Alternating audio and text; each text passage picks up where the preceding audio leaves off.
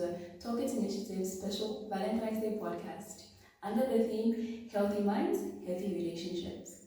As you know, a relationship cannot stem from being healthy from an unhealthy person. So we're going to be delving into that area, and we're not going to be looking at Valentine's Day as the day that celebrates the love only that exists between a boy and a girl and that boyfriend and girlfriend relationship, but we're changing the narrative to looking at it from a perspective of the love that is shared and the relationships that we share between our family, our friends, our mentors, and our peers.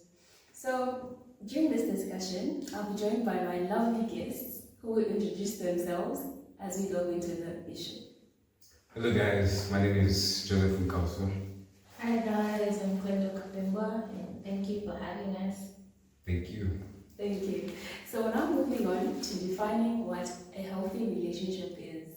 So, ladies and gentlemen, how do we define a healthy relationship outside social media appearances? Yeah.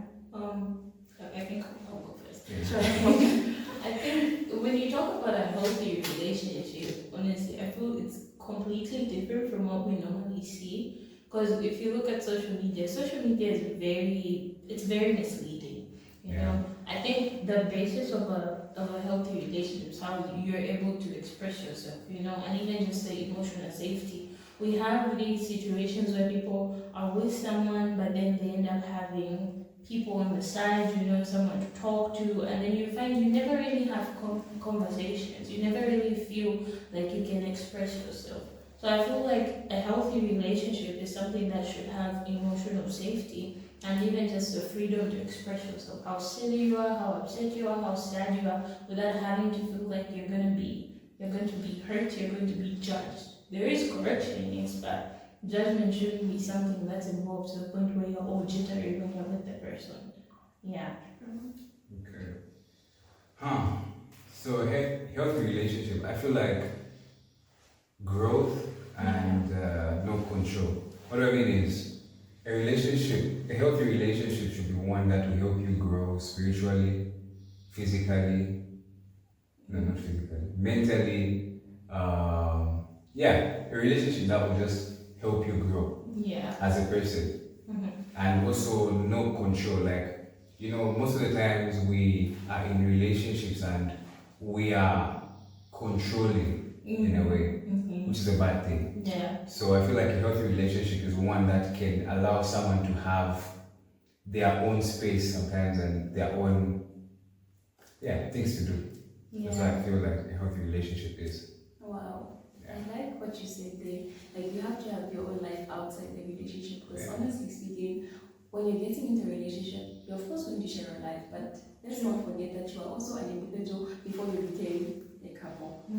And I think there's some people do mistake control for help, because there's some girls, I mean I've known a couple of ladies that are like, oh no, I like my man being controlling and stuff like that. No, he's always setting the standard and stuff. But then I think maybe giving an example. I don't know if anyone has an example, like to differentiate how someone helps you grow and how someone actually controls you, just to have that demarcation. So what is something like Yeah. I feel like when we come to the financial area, you need to have someone who is not just going to, let's say, let me put a case where you have a girl, right? Yeah. You need to have someone as a guy who's going to say, okay, you need to handle your money like this. It's not always that you're going to have to spend money on expensive dates, expensive shoes. Yeah. You need to have someone who's going to tell you, look, this amount of money, you can invest in this, or you can keep certain amount of money to do this, or buy this. Buy something that will be beneficial in the future, not just for the moment. Yeah. So if you can have someone who's going to help you grow in that direction. Yeah. Also in the spiritual aspect, let's say someone who's going to push you towards God, read your Bible every day, seek God purposefully. like someone who's going to push you like in that direction to see God and to know who God actually is. Yeah. So that's what I mean by growth. Someone who's going to help you grow in those Yeah. directions. Because like there are certain situations where you feel like, okay, this is growth, this one is helping me to be strong, it's helping me to be this and that, but then you realize this person he has a superiority complex and he's controlling every single step where they're constantly calling you saying, who are you with? No, why did you spend money on this? Like even the approach itself, even when you intentionally want to help them grow, it can be, it really does matter. Because like if you look at emotionally, if someone's trying to help you grow emotionally, they have those tough conversations with you, but out of love rather than out of judgment, you know? And I feel like it's not always out of judgment, it's out of selfishness. Mm-hmm. Like let's say, like you said, how someone is going to call you, say, why are you spending money on this? You see that the reason why they are telling you not to spend money on this is because they prefer you spending it on them or on something that they value the most. So you need someone also who's going to, out of the aspect of being selfish. Yeah. It's out of, is it going to help the person that I'm telling? Like if I tell you, look, don't spend money on these things, am I saying it out of because you should spend it on me or because I don't like how I spend it, or it's because you have to value yourself and it to help you in a certain way? Yeah. So most of the time, control, which is a bad control, comes from selfishness. Someone thinking of themselves. Yeah. Okay. Then we talked about control. What do you think of someone who is constantly calling you when you're friends or telling you you can't be friends with this or you can't be friends with that? I think that just comes out of trauma, honestly, because like you realize you're with someone who has their own life. Their life doesn't revolve around you. Like what Mom they said at the beginning, like we're dating people, we're being with people who have their own lives. You can't be controlling every single thing. Like you can be concerned. Maybe if you have a friend who seems a bit shady, and I'm also thinking, this is bad, I'm going to tell you about it, but then out of respect to say, it's up to you to make a decision. You know, it's up to you to either be found with them or not. But I'm not going to begin to threaten you and say, it's either them or me. Because there are a lot of people that do that. Like, choose between your friends, and then there are those calls like bros before, I'm not going to say the word, but bros before, yeah. And then you're like, wait, so we have to actually choose? It's not that you fully like turn away from your friends and your life and your hobbies just because you're trying to make the person happy. No, but then like, of course there's a position they hold in your life, but even you yourself, you should be able to push them to say, improve in that as well, improve in your friends, improve in your hobbies, improve in your education. I'm not gonna steal your time from you, you're gonna give me time when you see me as worthy. That's how being secure and healthy relationship is. I think I'm going to say a healthy relationship is having like peace of mind and safety, like in the presence of that person. Like, are you able to feel at peace? Like, not you're constantly anxious about everything. What is he going to say? What is he going to do? Is he judging me? Is he not judging me? Probably you can just be freely open. I feel that for me would be like the highlight of I'm saying this is a healthy relationship. Yeah, because it's really uncomfortable where you're with someone and you're like, oh, let me sit properly. You know, he doesn't like me putting my elbows on the table. It's like you're dating the president. What do you mean? Like, you should be able to be yourself around the person. Yeah. So wait, I have a question for both of you guys. Yeah. Do you think a healthy relationship means not having experience? You are not experiencing any pain, or do you think it will involve pain also in the healthy relationship? I think inevitably in life on this earth, you're going to experience pain. Like whether in the relationship or out of it, but then it shouldn't be where your partner is intentionally being the source of your pain. They can unintentionally hurt you, you know. There are times when we have misunderstandings, sometimes I may come with flaws and then the person may not see my love behind what I'm doing, they'll just see hate or they'll see that I'm trying to hurt them. But then it's up to you to also deal with those hard conversations in relation to what you're feeling, in relation to the type of pain you may be experiencing. And also at times it's also up to you to be self-aware. Because there are situations that you'll be in where you're like, okay, this person is intentionally doing this, maybe I need to back off, or let me talk about it with this person. If it doesn't work out, you have all rights to just turn around. The door is open, literally. True. I Yeah. think for me, I would say the painful part, like, of course, you experience, as she said earlier, like, on earth, and you know how it is here. Pain is a part of the experience. But I feel like when you're in a relationship, it should be like, how can I put it? It should be shouldered. Like, you're not bearing it alone, Yeah. you're bearing it with someone. Mm-hmm. And let them feel that you are carrying this burden together. Mm-hmm. Not where it's like one sided. You feel like you're in this alone, but then you have this person that you're calling your person. But it's like you don't even care. Like, Yeah. they're outside your pain. Like, no. I feel like it's not supposed to be both of you shouldering the burden and then just talking about it. True. Yeah.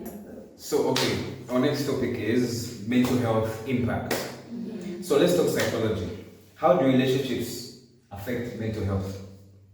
Money. No. With me? Okay. How do mental health? I think I'll talk from a personal perspective, but not only based on romantic relationships. I think every type of relationship, because in the beginning we talked about like with your friends, your family. I'd say when it comes to your mind, like how you relate with the person is based on how your mind is. I'm gonna talk about anxiety because I'm one person who struggled with social anxiety for a while. I think this is the only time when I'm dealing with it. Like when you're anxious about a certain situation, sometimes it can reflect how it is in the relationship. Sometimes it can also reflect your past experiences and then affect the current relationship. You know, because you're so uptight about everything. Something that you've experienced has made you have this scar, and then you're expecting this next person to do the same thing. Either that, or you're just having this jumpy feeling because the person has initiated that feeling in you, and then it affects your wearing up there. You know, I think that's the I don't know. I think that's the one thing I'd say and I'd stress about a lot because anxiety is something as Africans we don't really look at. Yeah. You know, it's overlooked. You are just looked at as someone who is submarine, when you use the word submarine, or someone who's just all over the place, but then in group state you're wearing up here isn't really okay and you're really anxious. And sometimes because of that you can't even identify it yourself and it's hard to work on it. Yeah. Okay, I have a question, but I think I'll ask a question after. Yeah. Alright. So for me, I would say, like, the mental aspect of like a relationship and all is how I guess you relate with the other person and how in that state of like where are you in your state of mind? I love how you brought up the aspect of saying because of past experiences, Yeah. we tend to build that befriend. Mm-hmm. So it's like I can't fully trust the other person because maybe someone did me dirty, you know? Yeah. Which is so bad because these are issues that we're supposed to address. Yeah. Like earlier on, before you even think of jumping into the next relationship, these are things you need to address. Because why are you coming in with not trusting another person who's different from the other person you dealt with? True. That's being unfair, I would say. Mm-hmm. Yeah. Because it's like you're bleeding on the person, you're going through something and then you're bleeding on them. Okay, so I have a question, right? Yes. How do you tell, you mentioned something like it's trauma sometimes that we react to, especially based on our past relationships and everything. Yeah. So how do you differentiate between, because we know certain relationships are there for character development. Yeah. So how do you tell the difference whether right now it's just me, like let's say someone's portraying signs that you've seen before in your past relationship and was bad. How do you tell whether you're responding to your trauma or you're responding based on the intelligence or wisdom that you got from your past relationship? Yeah. I think I get what you mean. So what I'm hearing is like, how am I supposed to know between I'm just having this wound, I haven't healed, or this is definitely what's going on, you know, because we have that instinct, and then sometimes we're thinking, I think I'm just overthinking it, you know. Well, personally, I'm a Jesus girl, so I'm going to involve Christ. You having a relationship with God, I think it helps you become healthy. And even that, just having healthy people in your circle. Sometimes we also have to look at what we were doing after that former relationship ended. You know, it's good to sit with yourself. It's good to just look at what exactly happened, think it through, and just analyze what needs to be changed, what needs to be worked on, what I did have to work on in the first place. You know, because there are times when you were in a past relationship and a lot of things went down, and you begin to blame that person for every single thing, then when you come into this new relationship, you look at certain things as red flags or certain things as complete wrongs, like this one is a no-brainer, I'm gonna leave, this is gonna happen. Meanwhile, it's just someone being them, you know? Yeah. And you be thinking, no, this is exactly, if he's acting like this, he's definitely going to cheat. If she's acting like this, she's definitely going to start being toxic. But then, did you sit with yourself after that relationship ended? Did you analyze everything? Nice. You know? I think that's something people avoid. They think it's going to engulf them in that loneliness. They forget they need to sit down and talk to themselves. As a Jesus girl, I'm gonna pray about it, and maybe the Lord's going to guide me and say, this is where you were wrong as well. I know you were hurt, but this is where you was wrong. Maybe you should do it like this, you know? Yeah. I don't know what you guys think. That's good. That's good. No, that's good. Okay, so have you ever been drained in a relationship that was supposed to make you happy? Nice.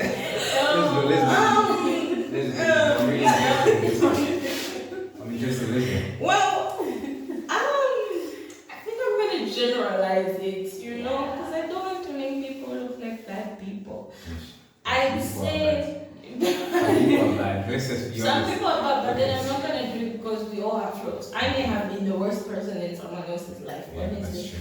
I think I have been in situations, but friendships, talking to people where I felt so drained because of what they did, but then even my perspective made me feel drained, you know, because like how relationships can affect your mindset. You can end up getting depressed, you can end up getting anxious, even your education just goes down the drain, you know, because of how the person may be acting towards you, and then you feel drained. But then I think from the question that you're asking, I think I've experienced it, but with a friend, whereby you're talking to them, you're investing in them, and you feel like you're the only one being intentional, you know, and then you're expecting this one to be intentional as well. Like you don't expect it to be a transactional type of friendship or relationship, but then it feels like this person doesn't love you as much as you love them, you know? Putting in more effort than they Yeah, like actually you're pouring into them more than you're supposed to be receiving, and it makes you get so hooked to the point where you think it's normal to love like that, but then you are losing yourself.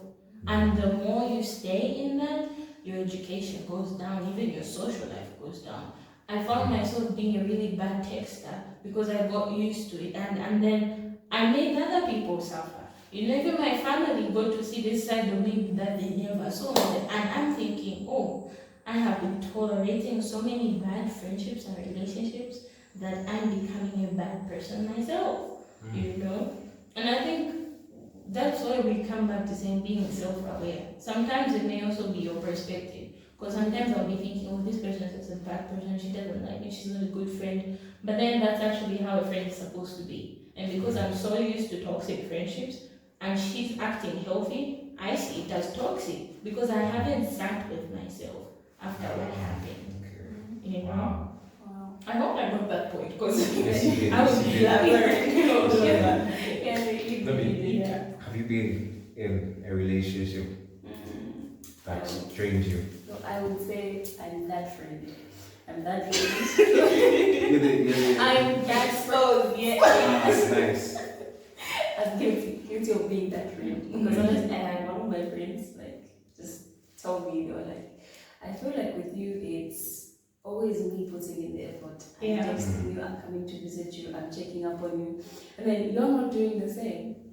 But then I feel like that was also a point of self-reflection for me, because I was like, I don't want to be that friend. But then, you know, the thing, I was trying to hide and make excuses for myself, because I'm like, I'm the introverted type, guys, understand me. But then I also feel like I should be receptive enough to know that a friendship is a two-way street. Yeah. I put in the effort, she puts in the effort. Yeah. So I made it a point to myself that, okay, this particularly, I'll put effort in that friendship. I will make it somewhat 50-50, not necessarily like it's transactional, but I will try as much to put in just as much effort as she does. Like if she texts me, I will also text her. On weekends, text her. If we can make plans and go out, we'll do that. But otherwise, I just, I was being told that I was like, okay, this is true. I am that friend, and I can't hide behind the fact that I'm an introvert. I mean, Wow. you know, Because that's the way it's supposed to be. You Mhm. hold the end of the bargain, I hold the end of the bargain. exactly. And I think like in this point of the conversation, I think we should also involve the audience. So everyone who's watching, drop a comment if you've ever experienced being drained in your relationships, in your friendships, and let us know how you handled it or if you actually did handle it. Okay, so like, I want to share. Expose yourself. You I'm know? gonna- yeah, so the reason why I asked you guys this question is because Yeah. I was in a toxic relationship. I've been in a toxic relationship, Yeah. if I say some years now, and I'm healed. Thank God. Thank God. But yeah, I was in a toxic relationship. I felt like I was asking, I'm just going to summarize it because it's long, too emotional sometimes. Yeah, so I'm just going to summarize it. I was in this relationship and I felt like I was asking someone to do something that they are supposed to do in the relationship. Yeah. So it felt like I was asking for too much. Like, you know, you want to talk to the person, you want to speak to the person, you want to spend time. It looked like it was too much. And it felt like I was doing too much. Yeah. So, yeah, that's the reason why I asked you. And I remember feeling so drained. I remember feeling so Empty. I feel like It's it was a bad. it was a very bad experience. I don't want to use. I'm trying by all means to use good words. Yeah, I understand. I played a role in that relationship because I feel like what we should also consider is we all play certain roles in relationship. Like you said, there are times where you'll be asking the person to act in a certain way, but not realizing that's how they're supposed to act, and it's just you sometimes demanding for much. So I feel like I also played a role in that relationship, which didn't work out. Yeah. Yeah. I think it's really draining. You know, even in one movie, the person said, "Don't be a drainage, be a fountain." You know, where someone's able to pour in and still be able to get back the water that they poured in. And I think that's what makes us think like, okay, this is a really bad red flag. Sometimes we mistake it as red flags. Yeah. Speaking of which, it's actually our next segment. Wow, red flags. Red flags. Let's go. So red flags versus green flags. How many young people normalize toxicity? And I think we can all agree on that. So let's identify red flags. Just speaking from everything that we know and what most people have summarized, like the universal red flags. Do you think constant monitoring is a bad thing or is a red flag? I think I'm toxic because I do that. I do. Well, I feel like you said something. You said generalizing red flags. I feel like red flags can be generalized. For me, that's what I feel personally, because your red flags can be my red flags, and my red flags can be your red flags. Yeah. So I feel okay. There are obviously those red flags that majority of the people will say that's a red flag. So that one, yes, is a red flag. If you are constantly monitoring me, like, let's be honest. I don't want, there are times where you're chilling with your friends and then it's what are you doing? It's like you're always trying to monitor my movement like I am a child, which is not something that I would appreciate as a person personally. So it's a red flag, young. What do you mean? Like, how are you constantly checking up? Like, it also shows that you don't trust me as much. That's true. There's checking up like hi, how's your day going? What are you doing right now? Not the where are you? What are you doing? Who are you with? No, like I feel like I'm talking to my mom now. That is so true. It's like you end up becoming friends. That reaches a point where we have people who are in friendships and then all of a sudden your homegirl is like, no, I can't talk to you anymore. Why? What did I do? Because my boyfriend said that you're not there. And you're like, okay, like you don't want to judge, but then is that really great? I feel like in a situation like that, you can, if you see that maybe your partner's friend or the people that they're around are bad, you can advise them. But I don't think you have any right to isolate them from their entire social life, you know? Yeah, I feel like let's say if I'm dating someone, right? I'm dating someone, maybe I don't like the company that she's with, or the people that she talks to. I have the right to talk to her like, look, I don't like how, because you know, especially if she's around male friends. I'm a guy. I know sometimes it's very rare for you to find a guy. Now, find a guy who's talking to a girl without intentions or having intentions at the back of their mind that I want something to happen. So as a guy, we are able to tell, like, look, that friend who you call your friend actually wants to do something with you, and you can't realize it. But it's not my right or my duty to say, stop playing with that person. I can only tell you, like, look, I don't like your friendship, or I don't like how you play with this person. Maybe you can set certain measures around that when you set your boundaries with that friend. Or you can once, it's like, I'm giving you, but it's not like a doctrine that you should just pick up and say, this is what he wants, so this is how it should be. So I feel like you said, there's freedom. You in a relationship should have freedom of speech. Like, I should tell you how I feel. If I don't like how you talk to a certain guy, I'm going to tell you that, look, that friendship that you have with that person, I'm not really comfortable. I mean, it's just me airing out my point of view and what I really think. But the situation where I say, cut him off, that's in fact, you're not even telling her, you get her phone and block. And you know, certain guys, majority of the guys do not understand that that is insecurity. That's someone trying to be insecure. Because you see how I had a friend who was dating this girl, and this girl was a friend. So like their relationship, he didn't talk to the girl about it. Like he didn't like how our friendship was with the girl. So what did he do? He came to me and said, stay away from this girl. But initially, she liked the friendship better. So you see that there are times where us guys do certain things like, stay away from this girl, I'll do this. But initially, the girl that you are saying stay away from is the one who's actually trying to make the friendship work. And it actually just makes you stupid in the end. Makes you look useless. So I feel like, if I'm in that position, the right way and the right position, what procedure is to come to you and say, look, I don't like the friendship. That's way better. I don't like this, so it's up to you. Because I'm not in a relationship with that person. Me and that person have no business. It's you that I have business with. So I'm going to tell you so that you now, it's up to you, whatever you're going to do with that information is up to you. If you're going to say I'm insecure, because I was in a relationship. That was like that? That was like that. It's like that thing where I'm one person who likes to talk about something. If I don't like something, I'm going to say, look, I don't like what's going on. But then the girl took it as I'm insecure. I don't trust her. So you see, you were vulnerable. I was just trying to say, look, I don't like your friendship with this person, so there's something you should do about it.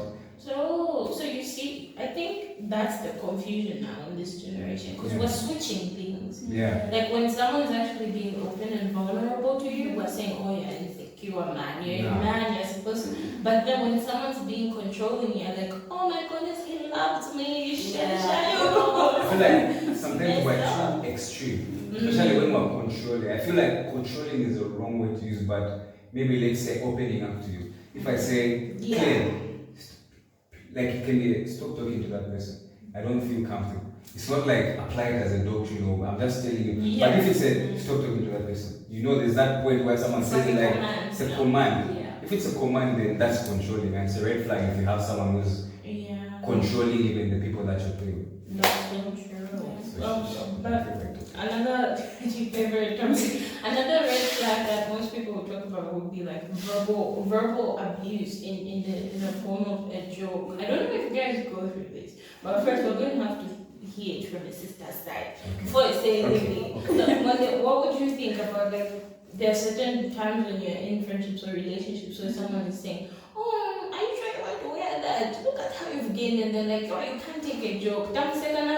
Especially that phrase. You know? I feel guilty. Do you think that's just something that we should say, oh, that's friendly bullying, you know, that's how it's supposed to be? Or should we, what do you think you should do in such a situation? I strongly feel like it should be addressed, you know? Yeah. It's like there are points when, our friends will make such comments, and then it will actually hit you, like it will affect you. But then, I think we want to be nice friends. So we just laugh it up like, oh, ha, ha, ha.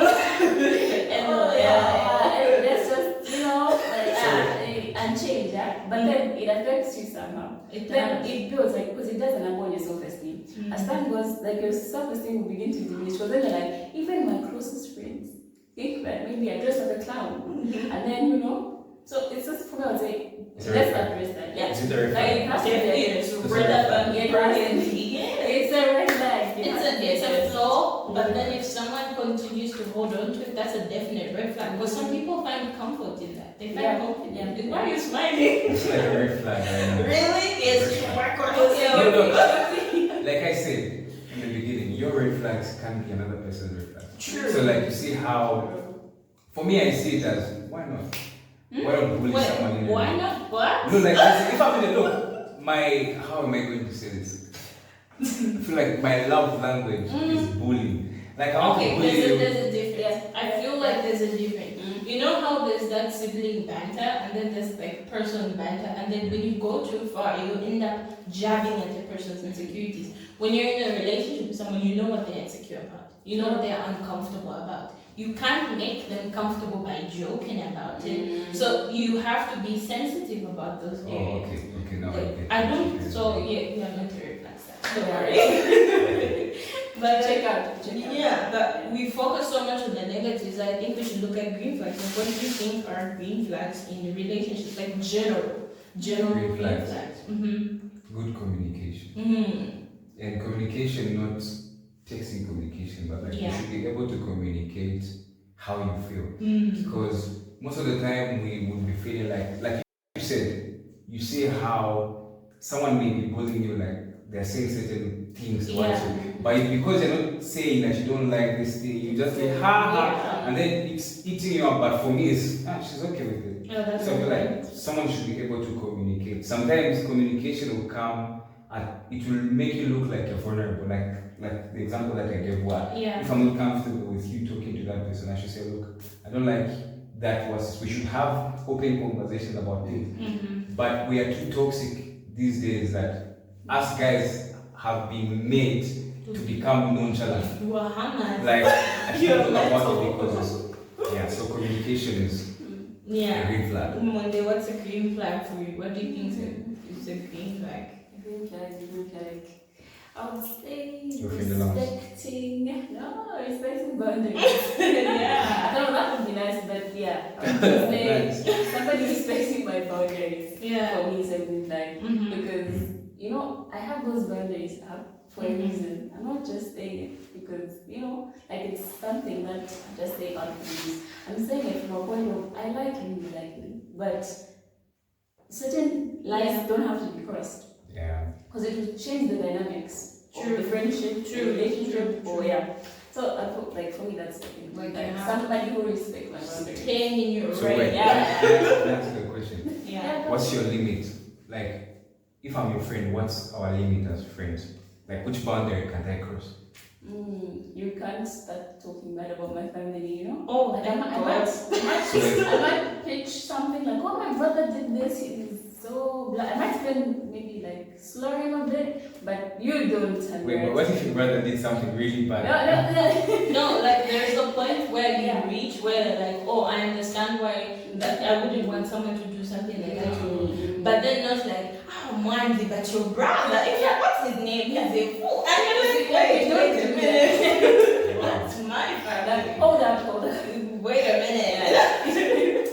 Like, you don't know him like I do, so hey. Like, you're on my side. Yeah. You're not against him. That's like a perspective type of But what if you come with the perspective of, my brother is stupid? What should I say? I'm going to encourage you to be like, wait, what exactly did he do? What if I tell you and it was something very bad? What are you going to say? Well, I'm going to ask. See? In my position, I'm going to encourage you to do something sensible rather than slur his name continuously to make you feel better, because that's not what friendships and relationships are about. Yeah, and I think speaking of boundaries, I think we should go to the next segment. Why do young people struggle to set boundaries? Ooh, that's something we need to talk about. That's something to talk about. Should I begin? Yes, I feel like we struggle to set boundaries because of the fear of losing people. Certain people, like, especially, I feel this is mostly for you ladies these days. You see how most guys want to sleep with you.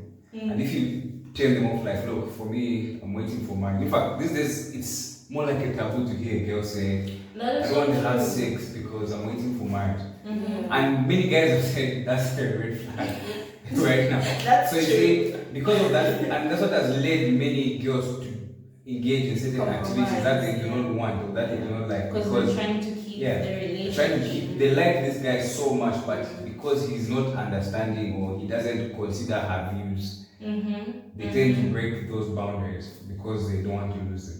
That's so true. But then, like, it's also up to you as a person to see that if this person doesn't respect my boundaries, and I know for a fact that my boundaries are logical, that means we're not supposed to be together. That's just the way it is. I feel like that's easier said than done. Because, That's true. the way the mind is, I feel like the mind and the heart are two things that don't work together, especially when you're in love. And majority of the people who do these things, it's not like they don't have that thought in their mind. They do have all these thoughts. But then you see that because they feel like, I love this guy too much, so it's okay. Whatever I'm thinking doesn't matter. As long as I feel like this for this person, I'll do what he wants to do. Yeah. I think for me, I would say on that one, just to into the conversation, I'd say this is what's very important before you get into anything serious with someone. Like, talk about these things. Yeah. These are like the basic things you're supposed to start with in a relationship. Like, it helps set the track for where this is going, like the whole thing. Because if you're going to know that I'm not comfortable with maybe us hugging like for a long time, like he's aware and he won't try. If he respects you and loves you as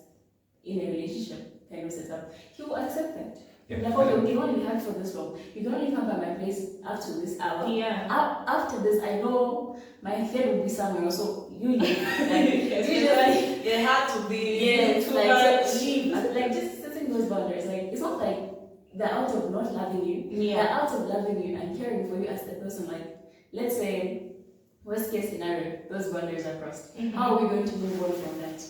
And can I trust that I can still trust you with my boundaries? Because then you're breaking them. And like, if you say you love me, you want me to maintain my boundaries, but still be happy. So I think these are the best like stuff that you're supposed to start with. Because if you know what is allowed and what's not allowed, it's easy for you to work around it. As compared to not aware, and it's like you're all just discovering. All of a sudden, it's like you're acting up. Oh no, don't do this, don't do this. It's like no, that's true. Let the person know what they're signing up to. And then the guys were saying, no, you're being childish. Those words. Even some girls use those words against guys. And I feel like that's why guys feel like, okay, to be a man, I have to cross boundaries. To be a man, I have to do this, I have to do that. And we can say, yes, we go through that, but then we don't want to segregate the guys. We know that you guys also go through your fair share of that, because there are many girls that are just on edge. They're just doing too much, And I feel like even when it comes to like boundaries and having those conversations, we, like you mentioned, that the heart and the mind are always clashing. I think we shouldn't always start with emotional investment in our conversations. Like, our conversation should be more logical, because then it's going to be easy for us to talk about these things. And if you are like, okay, this is it's a downer for me, we're like, oh, okay then, because you haven't invested so much and there are no strings attached. But then you find yourself in a point of compromise because you've been flirting continuously, you've been talking about things you're not supposed to talk about, and you've been investing in things that you're not supposed to invest, to the point where your ego, your heart, your emotions are there. So that should also be talked about. Yeah. So what do you think every relationship, especially for us youths, people who are not getting married anytime soon, what do you think are some boundaries that you have to set? Me speaking. Yes. What boundaries do you think you have to set? Like I said earlier, I know all of us are saved by children of God. So I'm going to speak from that perspective. I feel that love should not be stirred up at the wrong time. We know, guys, we all know when we do certain things that stir up our flesh, and that feeling that should not be there. There's this sermon. I'm going to talk about sermons. I don't know if many people that are watching watch them, but I encourage you. They're really interesting. A sermon of a pastor that talked about how we're always invested in kissing these days, kissing and having sex, to the point where we never have a conversation. Now, how is it going to be when you get married? You're going to have to talk at one point. What will you talk about? This is why we find marriages that end in 3 months because your conjugal rights are not being respected anymore. Because your wife just wants to have a conversation because meeting you has finished, or she wants to have a conversation because she had a bad day at work. Your husband is trying to complain because you don't do certain things or you don't respect his feelings. But no, you were wasting time when you were dating, kissing and having sex. Wait, just to cut you short, do you think kissing is one thing that you shouldn't do in a relationship? I feel like that's a personal conviction because there's so many people, even Christian couples, that are actually doing that online. This is why even online social media stuff can be misleading. Yeah. I would say, I am saying that number one, some things may be, there's no law against certain things, but then some things are not, they're not adding any value to your life, you know. And number two is a personal conviction. That's why you should have a personal relationship with God. How in there. Kissing. Do you think kissing is okay in a relationship? I feel like, as she said earlier, like, don't stir up love before like it's supposed to be done. So I'll say it's a personal choice. But if For you you, are, for me, if you're in a if I was, relationship, I would say no. you wouldn't kiss. Because I know, like, no, these are certain actions that once you start doing, they channel your mind to think, you know, like it's not the main event, which is sexual, and you want to avoid that, like in a relationship, like in a proper Christian relationship, you want to avoid sexual immorality. So I personally would say. And I think it also gives a challenge to your mind, like your connection intellectually and emotionally, because without those extra activities going on, you're being forced to actually have conversations. You're being forced to actually have those hard conversations and think about how you're going to deal with situations when your partner loses maybe a parent or loses a sibling. You know, maybe you both go bankrupt. You have to talk about these things because they're not being occupied by, you know, they're doing what they do. Yeah. And speaking of like social media, how I mentioned that there's so many things on social media that can be set as a standard. I think we can go to the next segment. Maybe you should read this one. Yeah. Segment 5, which is social media and relationship. And relationship pressure. Social media has still love into performance. Wow. So true. That's a What pressure? What pressure does this create? Who wants to start? I'll start. Yeah. So I'd say she's saying for that line, that's basically how people show love, you know? So social media has that if somebody loves you, they have to shower you with grand gifts, especially the guys. If it's not grand, then it's not happening. Like, he doesn't love you, probably cheating on you, there's a side piece somewhere, but like, that's not how it is. Like, our love shouldn't be measured on like physical gifts. And plus, it's the thought that counts, guys. Come on. The thought and the heart. Okay, but would you love me to, let's say for dating, would you love me to go and borrow money, like a substantial amount, just to come and shower you with gifts what your friends are like, oh, your boyfriend is the best, and left him dead.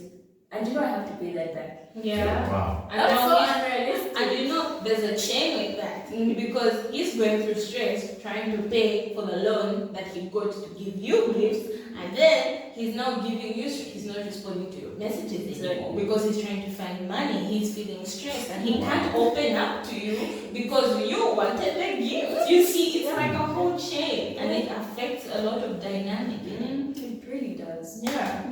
There's just a lot. Because even now, there are so many people that would be like, oh, this is so cute. Have you seen this one and this one? Have you seen this one and this one? I think you guys, I don't know if you guys know about it. Maybe I'm on Instagram too much. But there's a couple, I've forgotten the name. Is it Treat?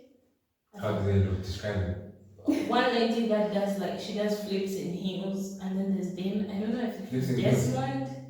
It was like a recent thing where she'd do like dramatic stuff in her house, like he'd be laughing and stuff, and we're all like, oh, this is such a lovely couple, I'd want to be like them, and then boom, divorce.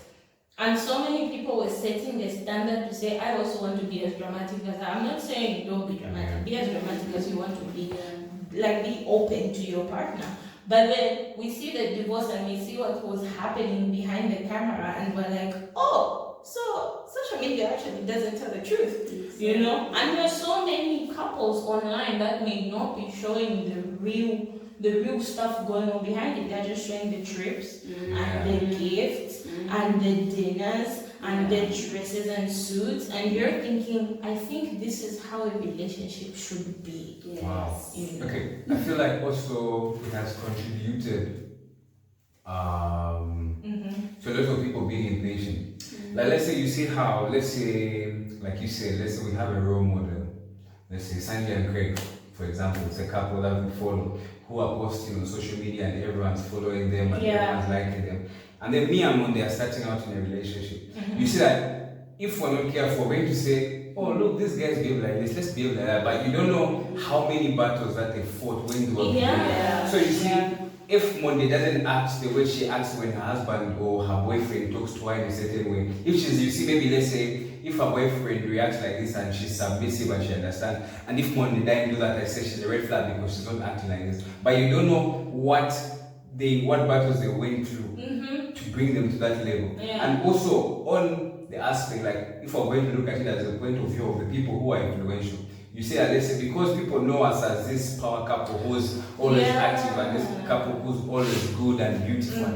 If we break up, or maybe let's say I cheat in the relationship, you said, instead of you considering the fact that, oh, he's also human or she's also human, she makes mistakes, your mind is always, what are people going to think? Exactly. What are people saying? What are people going to, you see that that's why many people, it's not, by the way, many people, like, especially you see like maybe a couple cheated in this and this and this and this and this, and I'm not trying to support men or women or cheating, but there are certain times where certain things will happen. And also people cheat most of the time, sorry to go back, but cheat because they do not set like their boundaries, like even with female friends, female ones, it's so a lack of boundaries. So you find that a man, because he didn't set boundaries with that female friend, he ended up cheating. It's not everyone who wakes up and says, today I'm going to cheat on my wife. Some of them, it's just like in the moment, like let's say he was in a room locked up with a friend, it all started as a whole conversation, then they don't know how everything happens and they cheat. So also have to consider those things, but because you are focusing on what whoever commented, and because that comment has 10,000 likes, and then you say,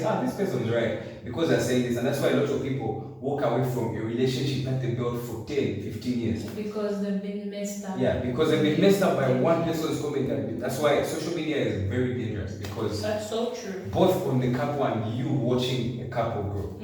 I think it's just safe to say that, guys, if you're not strong, just admit it. You do not, as a couple, you do not have to have a channel and post every single thing. Like, you need to have time for yourself, not time for the crowd every single time. Because, like you said, you're always going to be focusing on this to the point where you put up a front. You're not happy with this person. Maybe the prank that they played on an Instagram live really hurt you, and even your family is shocked, like, is this the person that you want to marry? And you don't talk about it because she's filming another video, you know? I think it's also good to like, we can look at them and then be like, oh, okay, but it shouldn't be our standard. It shouldn't. And also, I feel like it's dangerous if you're married. I feel like if people who are married, it's safe for them to go out there, post their videos. It's bad. But like, let's say if you're in a relationship, I have a friend who told me that the race is to the pulpit.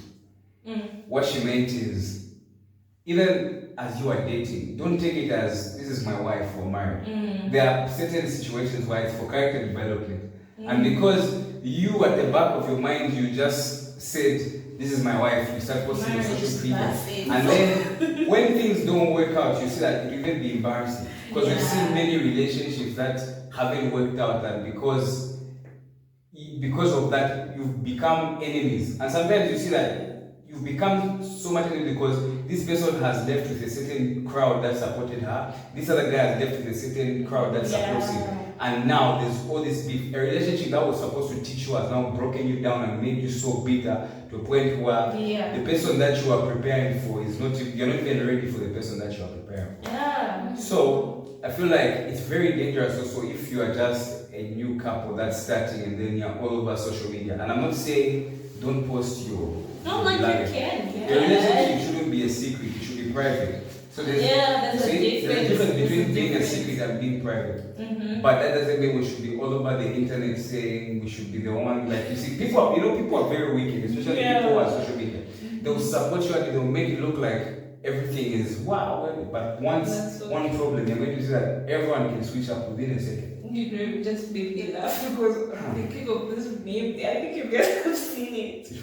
This woman is making a video. Hi guys, follow me with my babe to the shopping mall. And the guy's like, are you making a video? Oh, yeah, you see? Yeah, so... But then, yeah, so like I was saying, yeah. we mostly, majority of the times, we don't forgive people, or we tend to leave a long-term relationship that we've invested in because we're mostly thinking of what do people think of me? We're putting If other people yes. in a relationship. What do people, no, yet it's actually out of self-love, which is our next topic. So we're always standing at the point where we are saying, oh, our relationship is public and we've got a fan base. So if someone cheats on me, what are people going to think of me? That I'm not, I'm like, you have this thing of, but actually it even comes from who you date. Like it comes as a result, you are very much, a lot of people are very much picky with who they date because they're not thinking about the relationship, they think of what are people going to think. And it's happening with mostly us guys. In fact, everyone, let me not everyone actually. Everyone. So a girl wants to go out with a very cute guy because she wants her friends to say, to be like, oh my god, that's your guy. And the guy also wants to go out with a very beautiful lady because he wants his friends to say, wow, you have a big package. So our next topic is segment 6, self-love. Can someone love you properly if you don't love yourself? Wow. Can I? Wow. Let's go, get it. The short answer, no. Wait. Maybe can someone love you properly if you don't love yourself?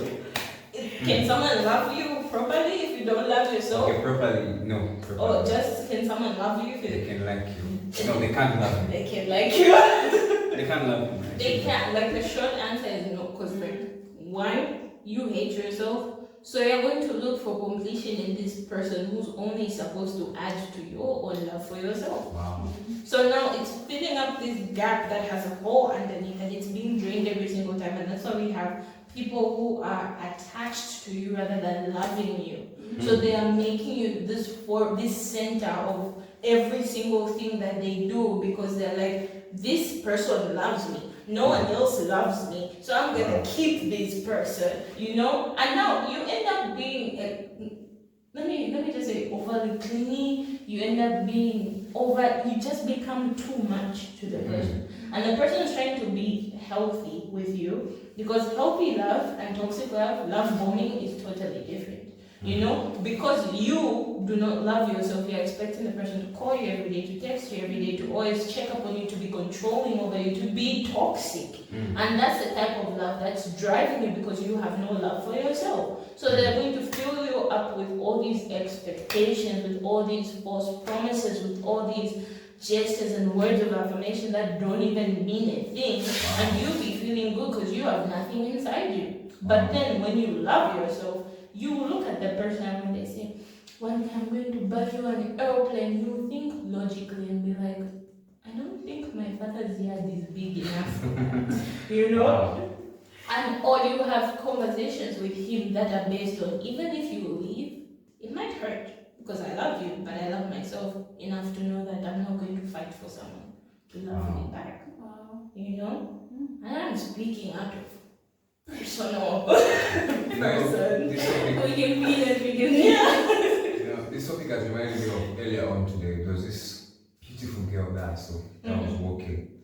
So now I was thinking in my head, should I compliment her? But then I was thinking maybe she should think I like her or so, and that's what actually is happening with many people. You see that if someone doesn't love themselves, if someone doesn't have self-love, you see that any compliment from a guy or another gender, they take it as he loves me. Exactly. When initially, it's just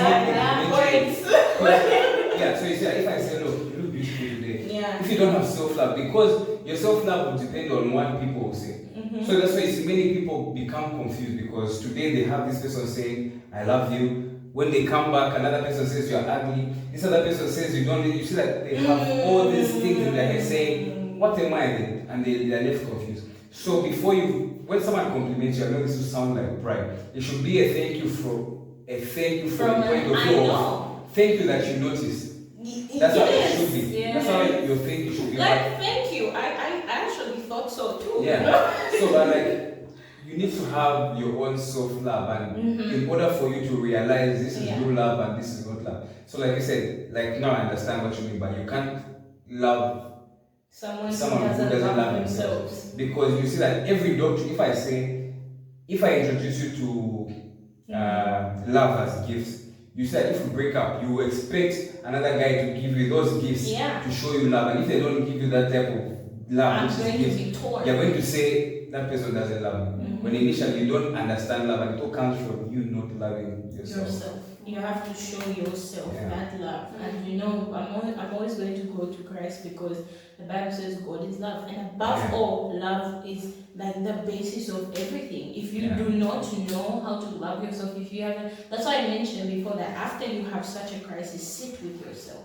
It's not bad. It's not a sin to be single. It's not a sin to be alone. You sit with yourself and be like, do I really value myself to have gone through certain things I did, to have not stood up for myself? And even that, I think we need to also talk about how self-love and pride are two different things. Yeah, true. Because there are people that are too extremely proud to the point where they're extra hard to get, where they don't even want compliments. You say, oh my goodness, you look pretty today. They like me. Tell me something I don't know.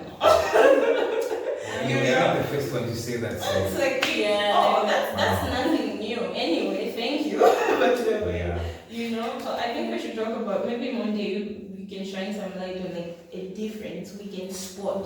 Okay, for me, I think I would shift to just how self-love also determines how the people around you treat you. Because when you're coming from like self-love, like there's just the way you carry yourself, there's a way you dress, there's a way you interact with people, you know? Like from that, people are able to see that, okay, this person loves themselves enough to want peace of mind. To want like no drama, no like people being shady around you, like giving you those even your family. Like your family would know. Like if you love yourself enough, you're able to confront them on certain issues because you just be like, I don't think